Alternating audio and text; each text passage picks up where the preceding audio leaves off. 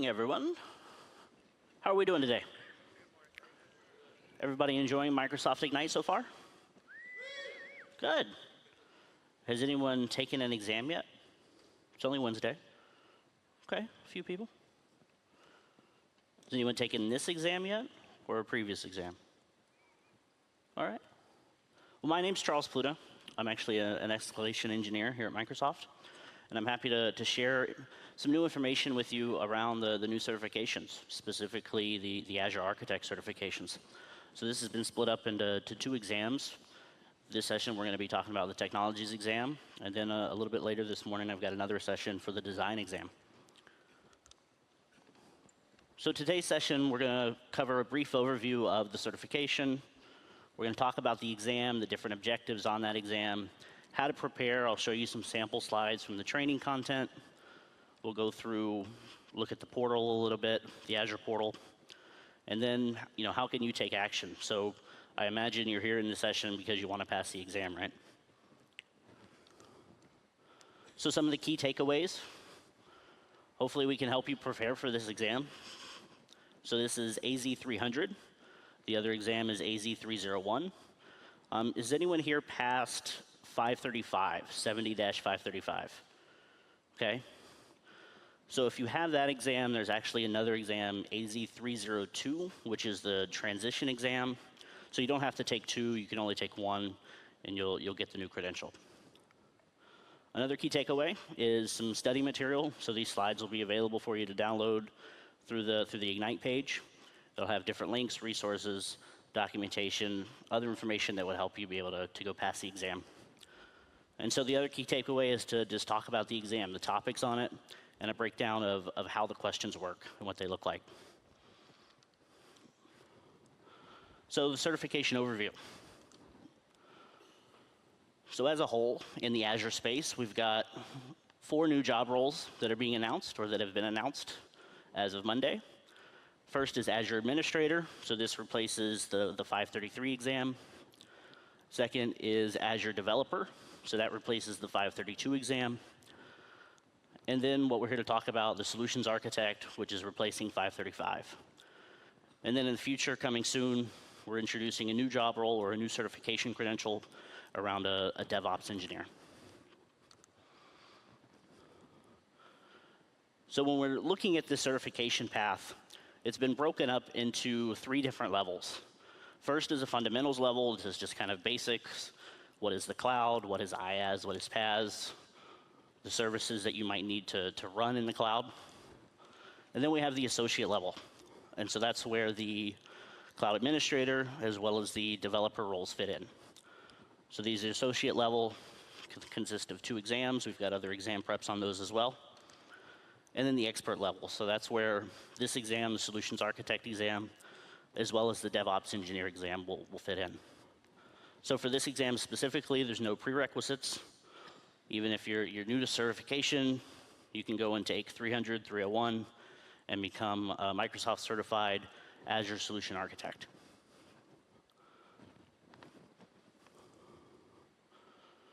So when we talk about these new credentials and this new certification, they're all based around the idea of a job role. So rather than any specific product focus or specific features in Azure, we've tried to create this idea of what is a solutions architect in the cloud space, specifically within Azure.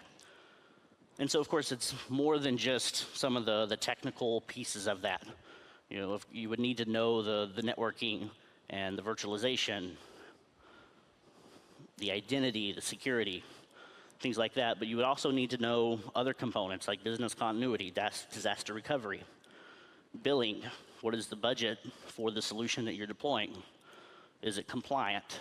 Does it meet any organizational requirements? Does it meet industry requirements? Does it meet GDPR?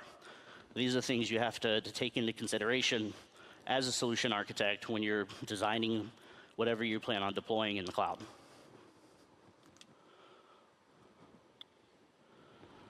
So the learning path for these new roles specifically, or this role specifically, again, it's been broken up into 2 exams. The top track is AZ-300.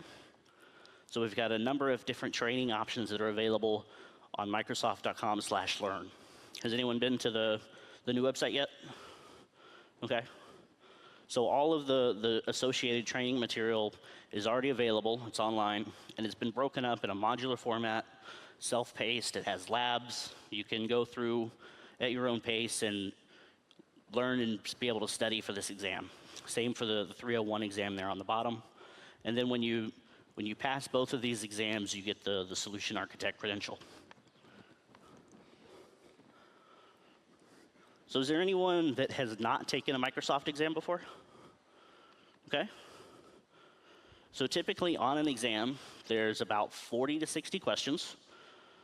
Some questions are worth 1 point. Some questions have drop downs and different options to where they're worth more than 1 point. There's never a penalty for guessing. You don't get any points deducted from your score by just guessing at it. And there are some questions that you can't go back to. So like a case study or some of the new item types, once you click next in that item, you're not allowed to return to it. So you want to make sure that even if you don't know the answer, at least go ahead and guess before you review or make a final pass. Otherwise, if you go past that item, you might get it wrong and then never have the opportunity to see it again. You should plan for a total about 3 hours. It's completely up to you. You don't have to take 3 hours, but 2.5 hours of that would be to answer the questions in the exam, and then a couple minutes before you start the exam to sign the NDA, go over the instructions, things like that. And then a few minutes after the exam to provide comments, go back and review the items, any of the items that you might have marked for review. You can do that at the end of the exam. For these exams specifically, does anyone plan on taking this week? Okay. So they are still in beta. And so I would highly suggest, please take the time at the end of the exam to write any comments down. Microsoft Learning or Worldwide Learning will review all of the comments that you write, especially since it's in beta. If anything wasn't clear, you weren't sure what was being asked, things like that. It is more than just multiple choice questions. There's drag and drop questions. There's questions where you have to select items from a drop-down menu. And then for some of the new Azure exams, specifically the Cloud Administrator right now, there's even performance-based testing.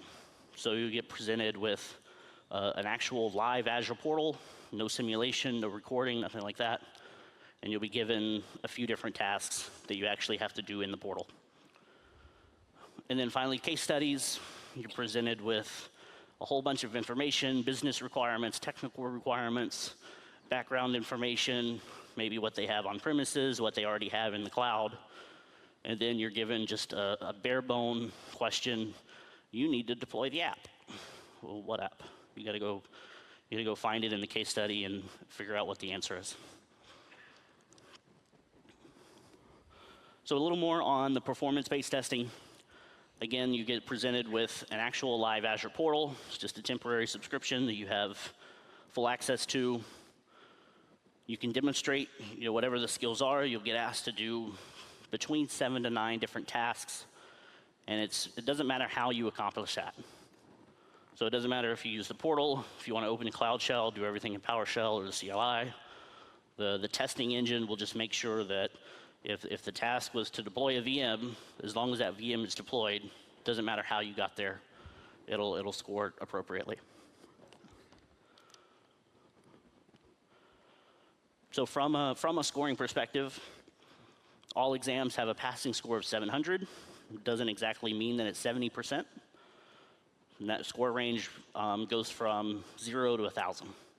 So again, some questions might be worth 1 point, some questions might be worth more than that. It really just depends on the items. And so the cut score is then determined during the development cycle. It's based on the audience and how difficult the items wind up being. Some questions are more difficult, more applicable than just maybe a knowledge or trivia type question. And again, there's no points deducted for any wrong answers. Feel free to guess if you don't know it. You're not gonna have any points taken away from you. So for anyone who has not taken an exam yet, the structure is fairly simple as to what an exam question looks like. First, there's an environment or a scenario. You have an application, you're a developer, you're an administrator, you're the architect, and then we have some type of requirement. We need to deploy an app. We need to create storage for an app. We need to make sure that a network security group has these restrictions. And then an actual goal statement. It will 99.9% of the time start with you need to. It's the actual action of what the question is asking you to do or what they're looking for. So you need to deploy the app. You need to create storage. And then finally, the question statement. What should you do? What should you recommend? What should you create? Something generic.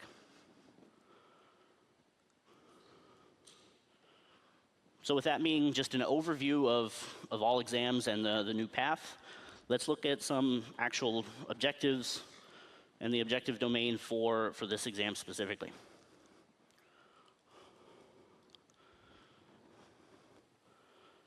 So this exam is broken up into 6 different buckets. 3 of the buckets are fairly big. They represent a larger portion of the exam. And then 3 other buckets are a smaller portion of the exam. So infrastructure, workload and security, developing for the cloud. These are the primary things that from a study perspective and what you should be aware of before you go walk in and take the exam, what you should be most comfortable with. The cloud technology solutions, deploying apps, implementing authentication, still important, but represent a smaller piece of the exam. So when we talk about deploying and configuring infrastructure, I mean, that's kind of generic. What does that really mean? So these are the objectives within that group as to, if you wanted to go study or focus on something for your time before you walk into the exam. These are the objectives on the exam that map to the questions that you would be getting for the 25 to 30%. So things like resource utilization, storage accounts, configuring VMs, automating deployments. These are all components of configuring and deploying infrastructure. So specifically, we'll look at the first 2 I've just highlighted, just provide you a couple examples of maybe what you want to look for when you're studying, and the type of information that might be useful before you go and walk into the exam. So Azure monitoring services. Anyone use Azure monitoring services today? Azure Monitor, Log Analytics, Azure Advisor. So these are the tools that you can use to collect and analyze different aspects of data and resources that you have deployed in Azure.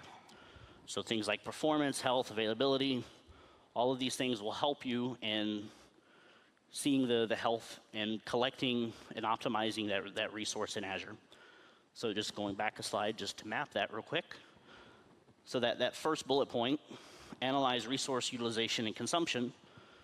What would you need to study for if you saw that as an objective? And so Azure Monitor might be somewhere to start looking, be familiar with how to use it, how to deploy it, things like that. So some of the key capabilities of Azure Monitor, being able to look at metrics, right? We have tons of different activity logs, diagnostic logs, things like that. All of this data that would help us from a resource utilization perspective. But how do we configure that? What kind of alerts can we create off of that? These are all things that you should be familiar with from an architect perspective.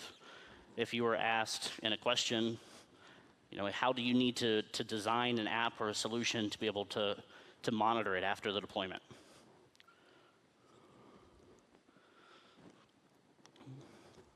Another component of this bucket is storage accounts, creating and configuring storage. So there's 3 different types of storage accounts that you can use. There's the general purpose V1, general purpose V2, and blob storage. So the general purpose accounts can do basically anything you want it to do: blob storage, storage of disks for virtual machines, tables, queues, files, etc. You can configure that to either be a standard or premium storage. But if you use the V2 account, you can also configure access tiers. So what is the latency and performance requirement beyond that? Do you want it hot storage, cool storage, or are you okay with being archived for a really low cost but maybe higher latency?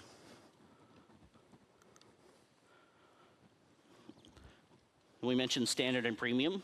So from a standard storage account, it's going to be using spinning magnetic media, right? It's just regular hard drives. And then premium accounts are solid-state drives. So when would you, some design questions to think about is, when would you use the two? So if you need to deploy an application or a resource, which storage type should you recommend with these requirements? And the requirements might be the number of IOPS, the number of throughput, or maybe the replication options between the two. Because when we look at replication, the only replication option when you use premium is locally redundant. So I can think of a really easy question to write, if I was going to write a question, as to you have an application, it needs really high performance, but you need to make sure that that data is across regions. And what type of storage should you configure? But based on the requirements, if we want it in multiple regions, it's going to have to be standard storage. Because if you go to select premium, then you can only choose locally redundant as the replication option.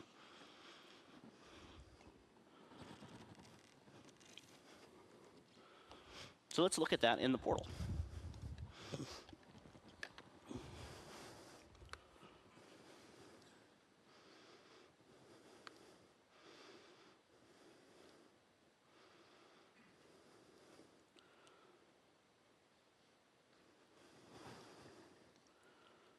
So if we're just on the dashboard of the Azure portal, we can go to storage accounts, just add a storage account real quick.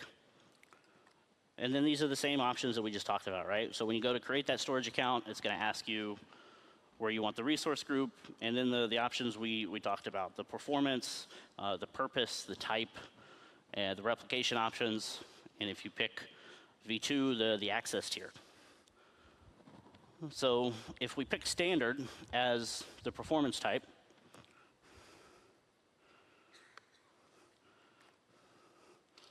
then we can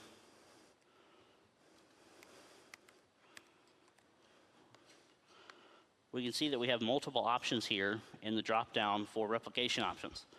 It's all four options that we just mentioned: locally redundant, zone redundant, and then the two geo-redundant options. But if we were to change that to premium, then that drop-down actually changes to where you can't configure anything. So again, from a question and a studying perspective, these are the types of things that you might want to think about and be looking for when you're going through your own preparation as to, if I need to design something, what are the secondary requirements? So if I want to pick premium storage, then we need to know that it's only going to support locally redundant replication.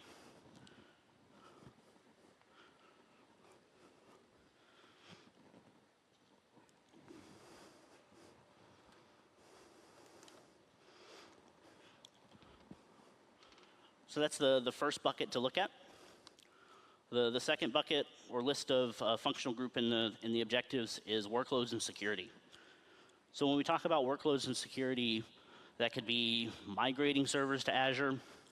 That could be configuring serverless computing, so Azure Functions, Logic Apps, things like that. Load balancing, a hybrid configuration with on-prem, multi-factor authentication, and RBAC.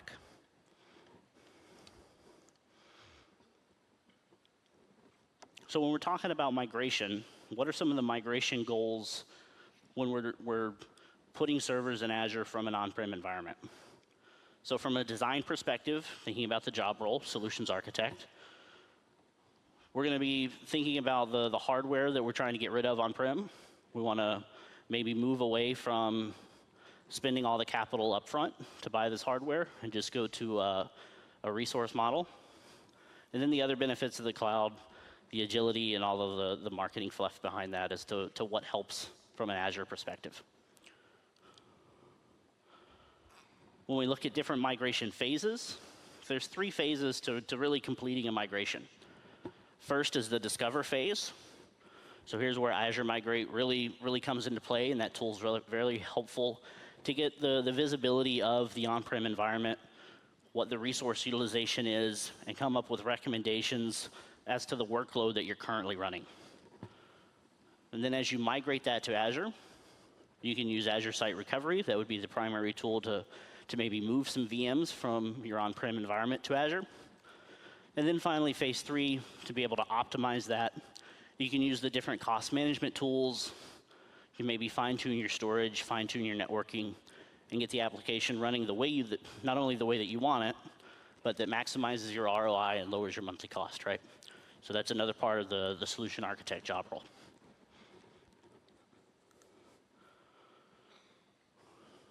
There's also the Azure Migration Service.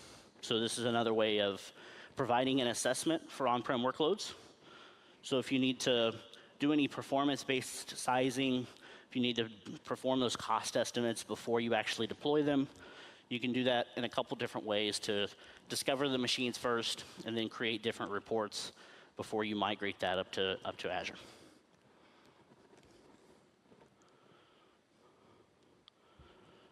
Is anyone currently using role-based access control in their Azure environment? Okay. So this is how we can really control access to resources once we have them deployed. So when we create a role within the Azure security environment, we have to create a role definition.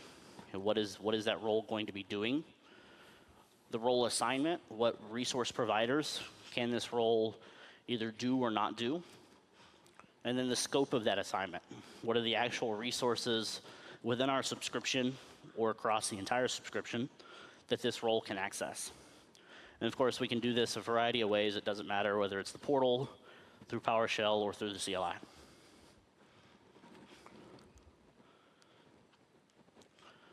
So you should always use the built-in roles when you can. But of course, the 3 built-in roles probably don't always fit everybody's need. The built-in roles being owner, contributor, and reader.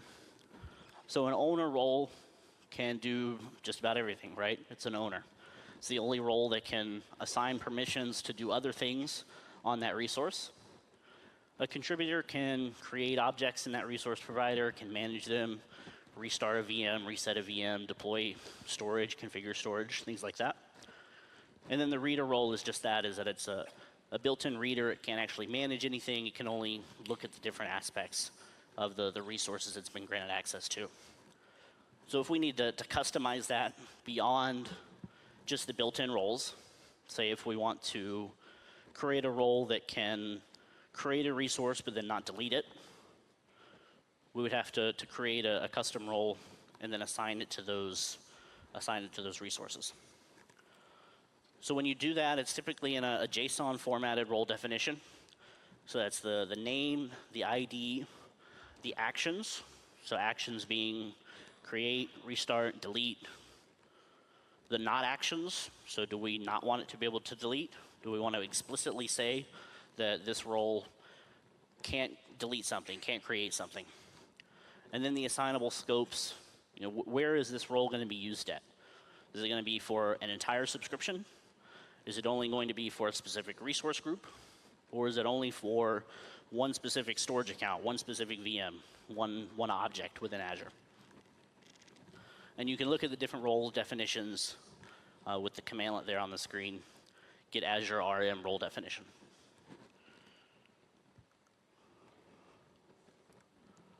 So again, the actions and not actions. These are what that role can do or not do. Assignable scopes, the subscription ID, resource groups, individual resources, and then just an example there in the table at the bottom. What is that role able to do? So the asterisk there represents a wildcard. So the owner, if you just do the get Azure RM role definition, the owner will come back with an asterisk in the action field. So the owner, of course, can do all actions, and the not actions field will be blank. It's not restricted from not doing anything. The contributor role has all actions except for deleting authorization, writing authorization, and changing the elevation of access. So they can do everything except give permission to that object.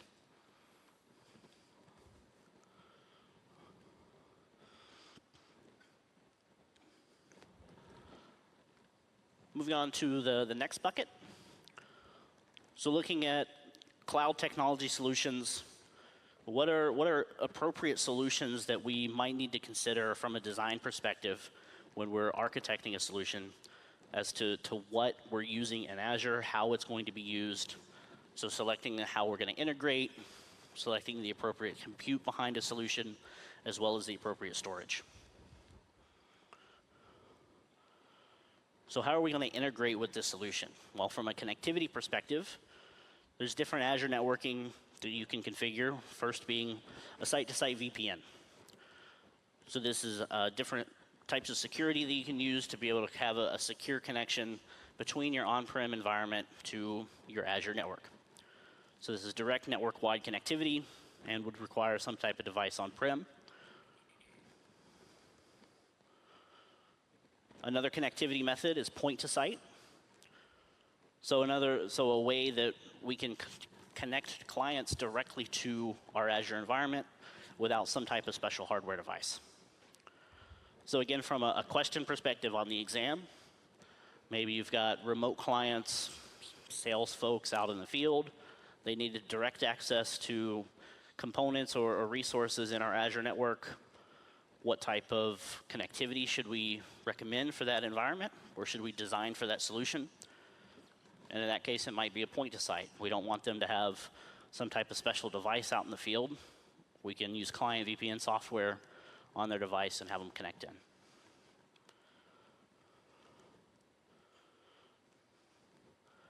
We can also use Azure VPN gateways to connect to other Azure virtual networks. So this allows for multi-site VPNs. We can encapsulate traffic. So again, just another scenario to be aware of from a design perspective when you're looking at deploying different solutions, or when the question is maybe asking you to recommend a solution based on different requirements.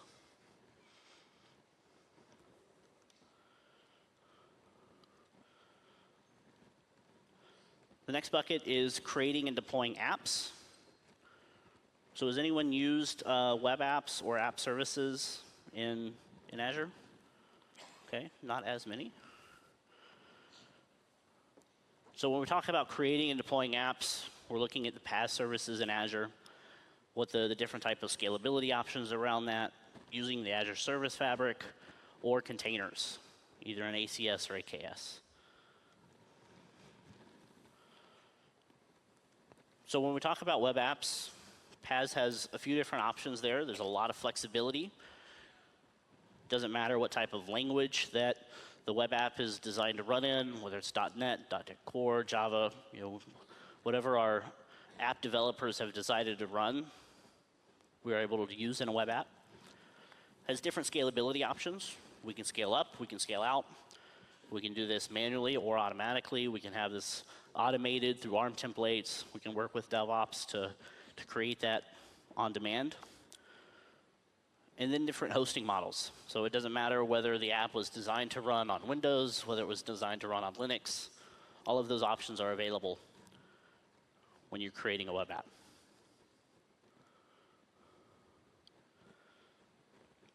So these app service environments, when you create them, the idea is that you can have multiple hosting options.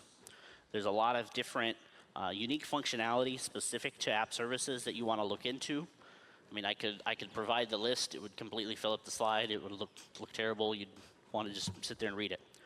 But this is the type of information that I really recommend you go out and look for, because when you're studying for the exam and you want to pass the exam, what is a functionality or feature that is a requirement for an app so that you can design that app and deploy it?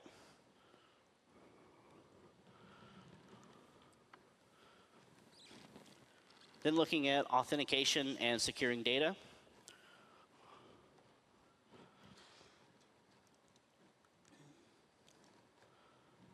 So I expect everyone's probably using Azure AD, right?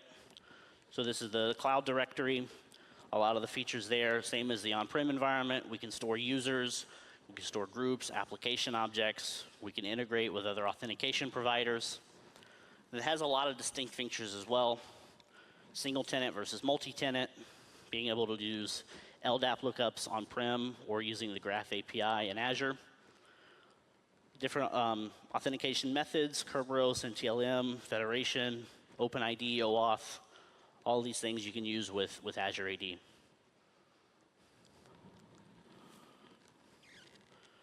If you have an on-prem environment that you want to synchronize with, you can use Azure AD Connect.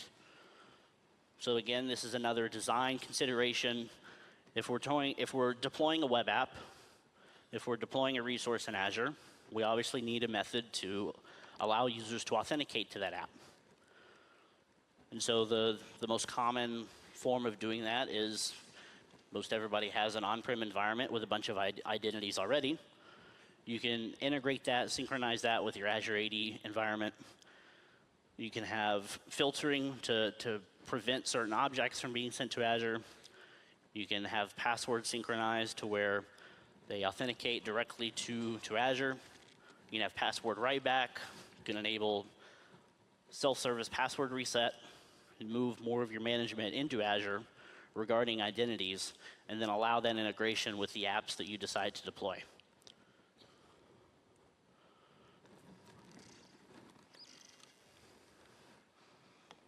Then when we're looking at securing data, all of the data within Azure is encrypted at rest. And so you can configure that a little bit as far as if you don't want data encrypted for some reason, or if you want to bring your own key or manage your own key environment for that data. So obviously this protects any physical aspect of the data, make sure it's not compromised in the data center. If any hard drives like that were to be stolen, it doesn't matter, everything's encrypted. So from an encryption perspective within Azure, that's all done for you dynamically using symmetric encryption keys. And of course, you can, again, bring your own key and manage that in key vaults if you wanted to. And so that's another design consideration. If that's a requirement for a customer or for a solution, maybe in a case study somewhere, that they want to manage their own keys, they don't want to rely on automated key management, then they have to create a key vault and use that as part of the solution.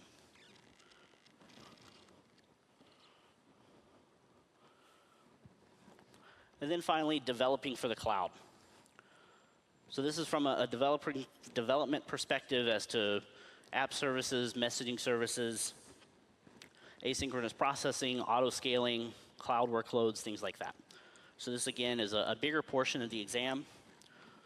It makes up 20 to 25%. So another big section that you should be more familiar with and more comfortable with before going in and taking the exam. So when we talk about developing for workloads, one of the most common computing patterns are on and off. So maybe it's batch processing, overnight processing, transactional things. So the workload isn't constant, it isn't steady. And maybe this is where you decide to use something like a logic app or a function app so that you're only billed for and you're only using what you really need to. Another common growth method is just a new application that's growing fast, you're developing it or you're deploying it, and you've got 10% usage today, but you expect that to go up to 70%. And so you can just immediately scale up or scale out, whether it's VMs, whether it's an app service. But these are the things that you might want to be considerate of or be aware of when you're designing a solution, and of course when you're preparing for the exam.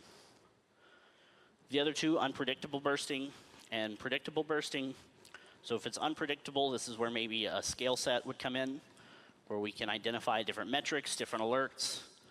If our computing percentage gets above a certain amount, if we're low on memory, we can go ahead and spin up another instance or scale out to allow more resources for that app. If you know that schedule, maybe it's a retail store, maybe an event like Black Friday, something like that. You know you're going to have a lot of traffic. You can predict that out, put that on a schedule so that before your expected traffic, it'll automatically do that for you, increase the number of VMs, increase the instances behind an app service, and then scale it back down when you know the schedule's off. So the auto-scaling portion, again, from monitoring workload usage, automatically scaling according to changes in the usage levels for that. So you can identify CPU, network, memory, all the different aspects of monitoring an application or a VM, and then changing the scaling for that. Of course, you could do that manually as well if you've just got VM scale sets, if you're running app services or Cosmos DB.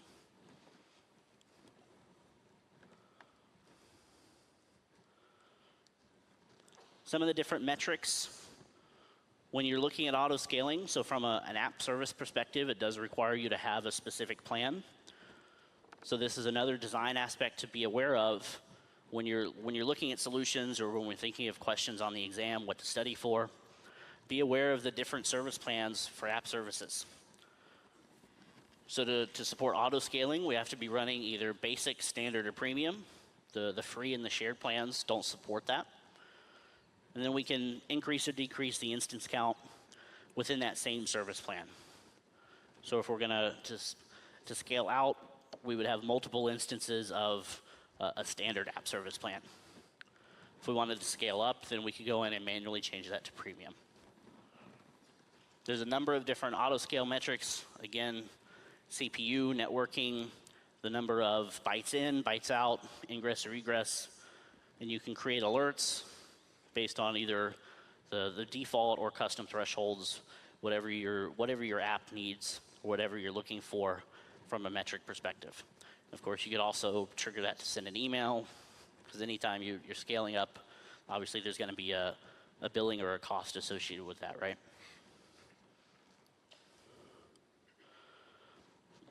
And then finally, just another note about developing for workloads. Obviously, we have a lot of services in Azure around cognitive services, AI. So these are different sets of APIs and SDKs so that you can help an app be more productive, maybe help the features and the functionality of an app, and then use those APIs in your app. So things like emotion and video detection, that's part of cognitive services. Being able to recognize voices, have the transcription like we have in all of our sessions to be able to do speech to text in real time, and then understand that language and support that as part of your app.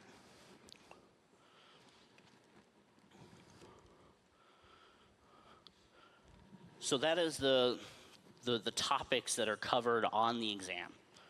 Those are all of the things that when you're preparing, when you're studying, that you need to look at. Obviously, we can't dive deep in just an hour or so to look at all of those.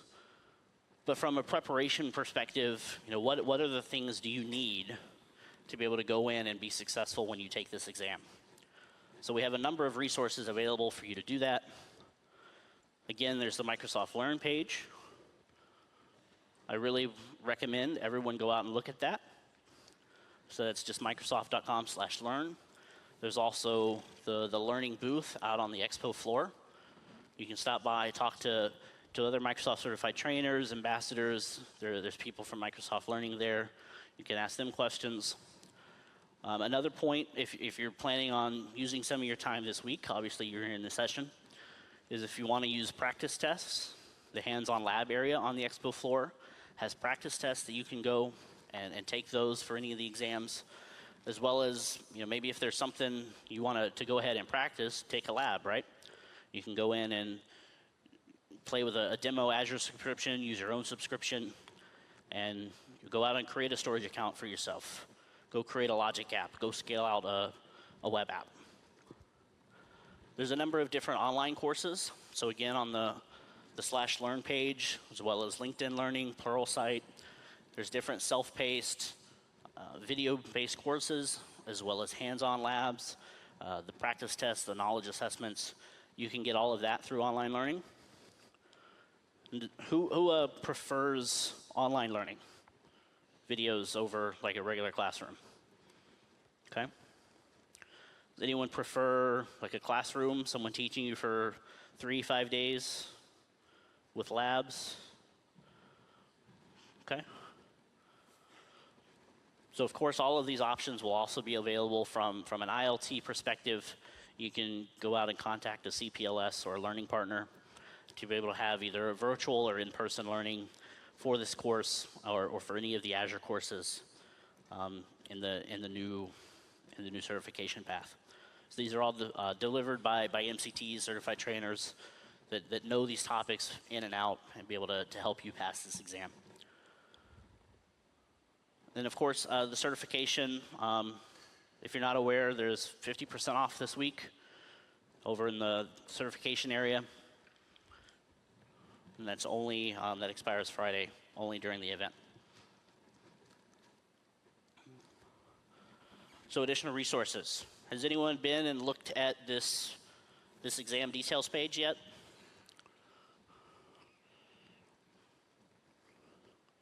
So all of the information that you need to pass that exam, at least the pointing you to what you should be looking for, looking at, is on this page.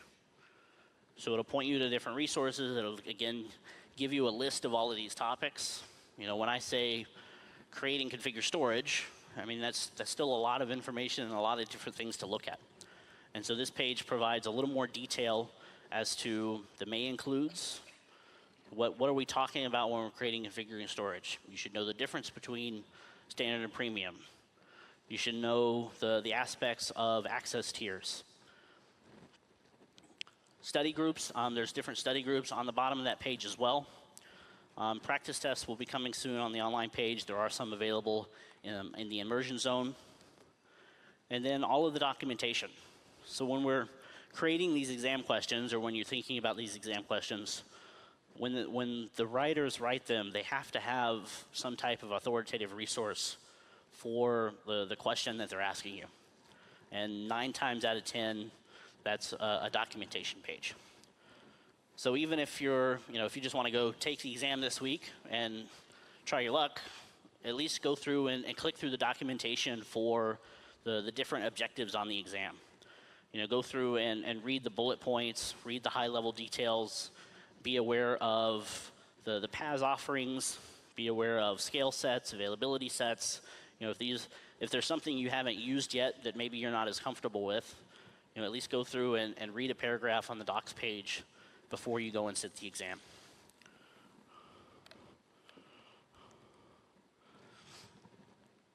Some other tips and tricks. You know, I really encourage you to go and do something. You know, don't just, if you have a deadline beyond this week, you know, if you can take the exam next month or in 2 months, whatever your timeline might be, try to go out and do all of these different objectives. You know, especially with performance-based testing, you know, you might get the Azure portal and you're asked to go create an app service plan with a certain scaling configuration to send an email alert when something happens. And if you can't actually do it in the portal, doesn't matter how you do it, whether it's through the portal, through PowerShell, CLI, go out and do each of these things. And then in the process of doing, you know, you'll learn about that. If you use the portal, use the little informational icons, the little eyes next to all of the objects. It'll tell you, if there's something you're not familiar with. That's another resource that you can look into to try to understand what that resource is doing or what you're deploying. So for example, you know, don't just create a storage account. Go in and understand all of those options and use other methods such as the CLI or PowerShell to be able to understand different aspects of it. So when you just click through the portal, okay, yay, I made a storage account. Simple and easy. But then if you were to type out the PowerShell command to do the same thing, it's asking you for a parameter, well, what does that parameter really do? What am I configuring when I tell it to use standard or premium storage? But these are the type of things that will help you when you get a case study, and then that case study is then asking, well, I've got X, Y, and Z requirements. I need a bunch of IOPS. I need geo-replication. Now I have to choose a storage account or configure that as part of the performance-based testing. I have to do that in the portal. What do I need to go and do? And then, of course, again, going back to the documentation is to read. So some things, okay, maybe it's not as easy to deploy, or you're not comfortable in Visual Studio to go and use cognitive services APIs. Well, if you don't have time, if you're not able to go and actually test that feature, use that, at least use the docs page, be aware of what it does, how it works. Again, all exam questions have to have some type of information behind it. So it's not going to just ask you something out of the blue, some crazy scenario that no one's prepared for or no one's heard of when they're creating these exam questions.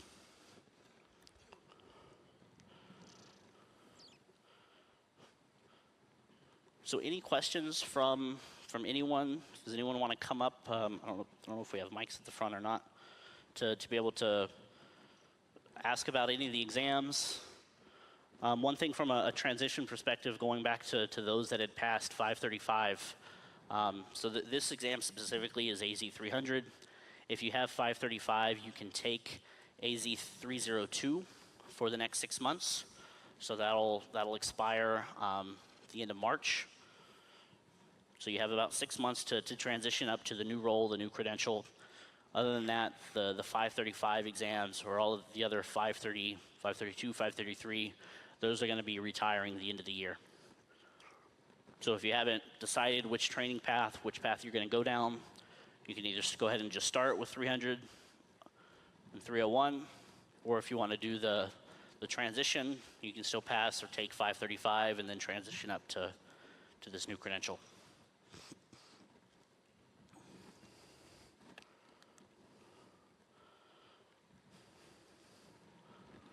So again, from an action perspective, what can you do? Please go prep.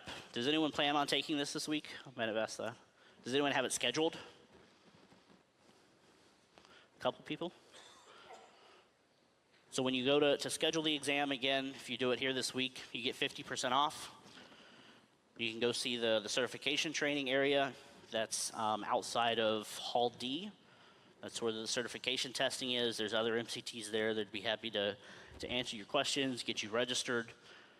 If you just go to that exam page, the AZ-300 page, you can register now. If you pick the event as the testing center, it'll automatically apply the 50% off for you while you're here. And you can schedule that anytime through Friday morning. Again, there's the export bar and the /learn booth on the expo floor or next to the expo floor in the immersion zone. This is another great resource. If you have questions about any of the individual technologies, you can go ask an MCT there. You can go ask someone from the product group if you want to go to the expo floor and the Microsoft showcase, or you can use the docs page and the other information on the website.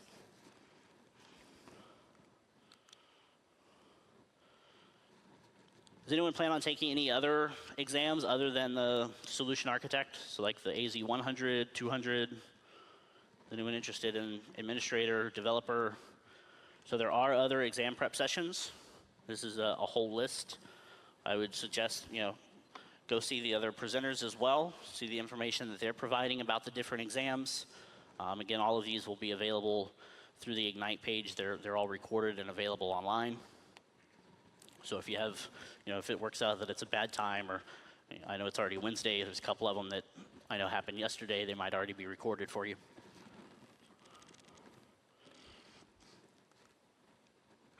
And of course, evaluations, all of the sessions are evaled. Please make sure that you complete these through the app.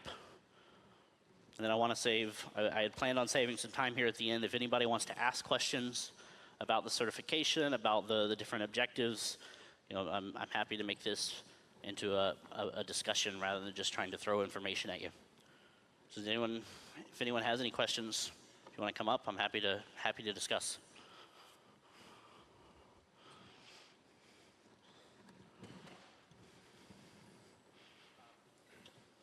Yeah.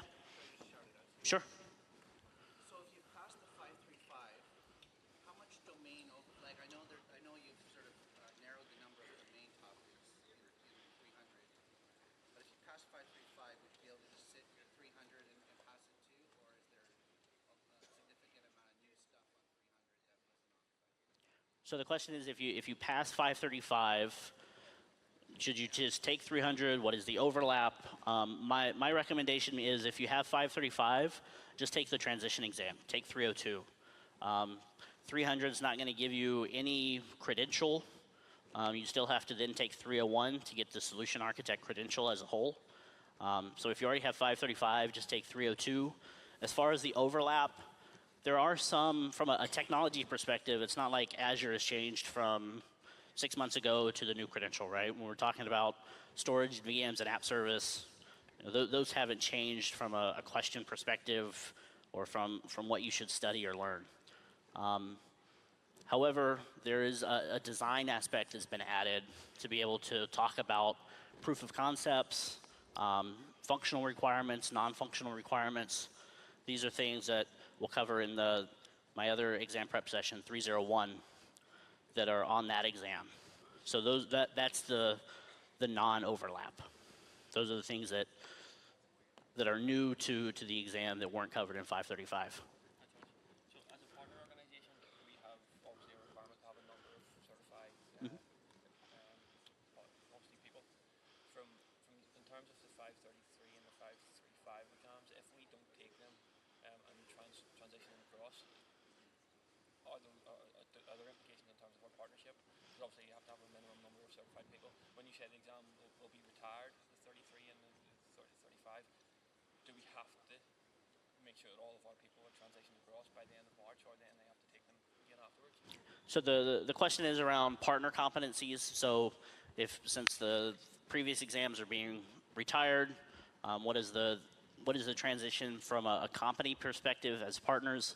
You should expect to see some communication from the partner team in the next few weeks regarding the new exams.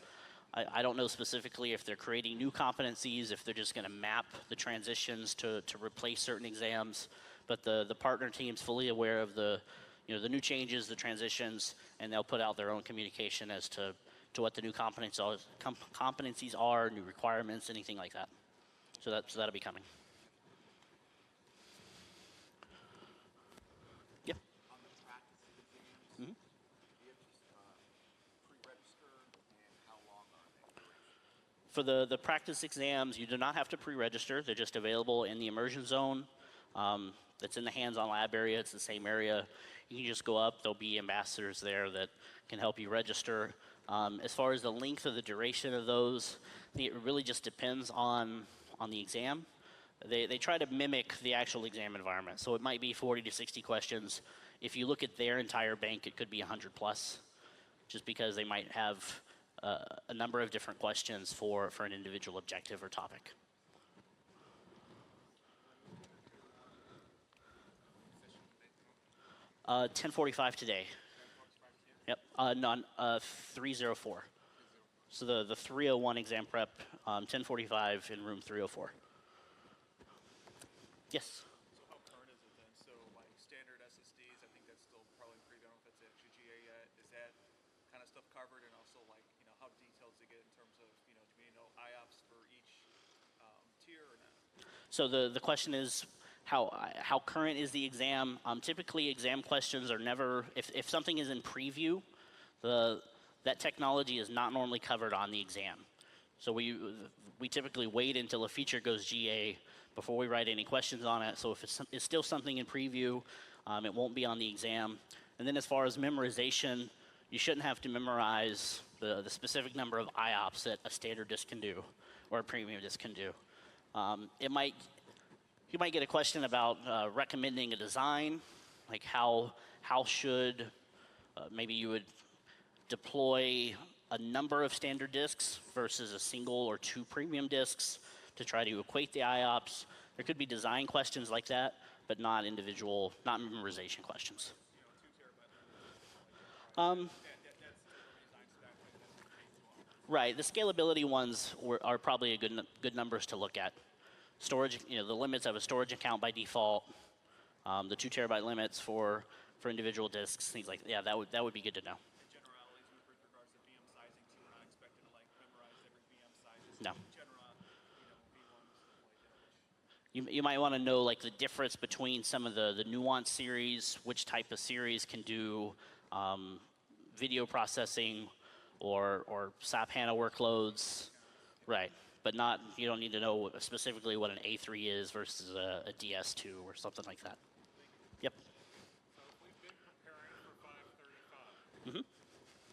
how close are we if we go and take 300? Is there something particular we should focus on, or should we just go take it? So since 300 is the technology exam, they're fairly aligned. If that's been your preparation method, I mean, it's not one-to-one, it's not exact. But if you haven't taken 535 yet, then it's up to you whether you want to do 535. Since that might, from a comfort level, since that's what you've studied for, you might feel more prepared for that rather than going in a little more blind for 300. And then once you pass 535, you still have until March to do the transition if you wanted to. Are there practice tests both for 535 and 300? Yep, there are practice tests for both. Try both. Sure. Okay, thank you. Yeah. I'm gonna go back and forth here. Somebody else have another question on this side? Yeah, so we were just talking, I'm like right in the middle of 7535. Okay. Now past 7533. So what's the future of these, and also what's the end goal? Like if you're 7533 and 535, you're like MCSA or something. Is that going to go away? Is MCSA going to go away and now you're going to be Azure Architect, or how's that work? So it's while the exams are retiring, you won't be able to take them the 530X after December. It's not like we're saying the credential's invalid or something. You would still be, if you achieved an MCSA, MCSE, you're still going to have that on your transcript. You can still say you're a certified solution administrator, solution architect, or solution expert from the 533 type items or exams. There's no plan to just make that go away. Does that answer your question? Yeah, makes sense. Thank you. Yeah. The new Azure Administrator exams are considered like you get the associate cert, and the solution architect is considered an expert cert. Is it like a more difficult higher level or just different? That's more from so the DevOps exam is going to have a prerequisite, and that to be a DevOps engineer, you first either have to be a cloud administrator or a cloud developer. So it's more from a tiering or a hierarchical perspective from requiring prerequisites for some exams. The Solutions Architect exam doesn't have any prereqs. It's just bucketed in the expert category. I wouldn't put any other weight into it than that. Yeah. What's the difference between the exam prep for this session and the 301 that starts in half an hour? So 301 will be the design exam. So the way that they're broken out is that 300 is technologies, 301 is design. So that's more, yeah, two completely different exams, two practice tests. You have to take them twice, or take each one individually. They are two separate exams. And are there practice tests for each? Yeah. Yep. Separate experiences. Yeah. Have you done both exams, or like what's your feedback, the difference between like the 300 beta and the 533? I mean, not just content, but style, similar style? Yeah, they're all similar style. All the exam questions are written the same way. They follow the same format that we talked about. You get a scenario, you get a problem or a requirement, some type of action or goal. What do you need to do? What are you trying to accomplish? And then the answer choices based on the question type. They're all set up the same way.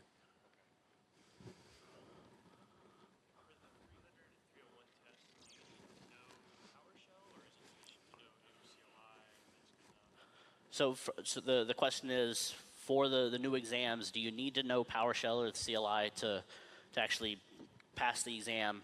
The idea is that if it's something that you can do in the portal, you shouldn't be asked specific details on PowerShell on how to complete that action or complete that task. So you don't have to memorize different PowerShell commandlets, parameters. As long as you know the concepts behind what you're trying to design or architect, then you understand it and you should be able to answer the question, especially from a performance-based testing perspective. It doesn't matter which method you use. Yep.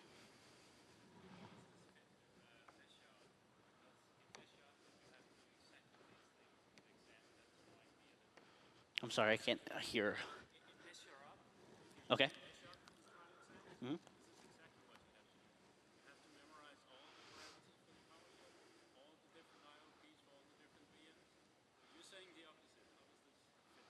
So MeasureUp is a third-party company specifically. I can't answer questions as to how they build their practice tests. I believe there is a partnership there. You can provide that feedback to the Learn booth. There will be some representatives from Microsoft Learning or Worldwide Learning there that could be able to at least address that or pass that on to that vendor. But so these kind of questions won't be. They are not in the exam, no. You do not have to memorize what a specific parameter does to be able to pass the exam.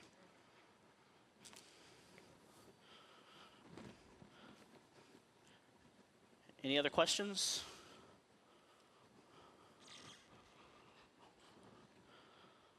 Yeah.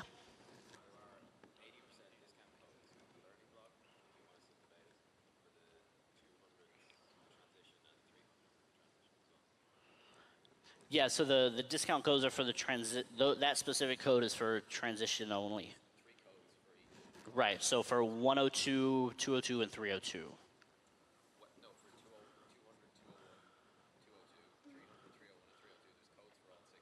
Okay. On the learning blog. So 80% discounts. Great. Any other questions? Yep. I got my MCSE when 534 was the exam before 535.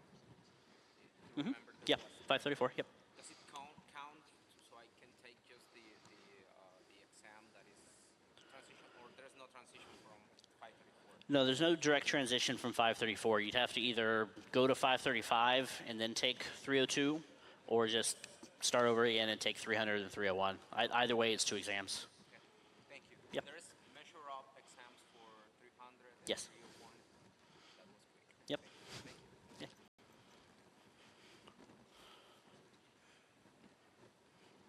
All right, if there's no other questions, thanks again for coming out. I really appreciate it. Remember to check out the other sessions, and I'll be available for a couple minutes before heading over to the other session.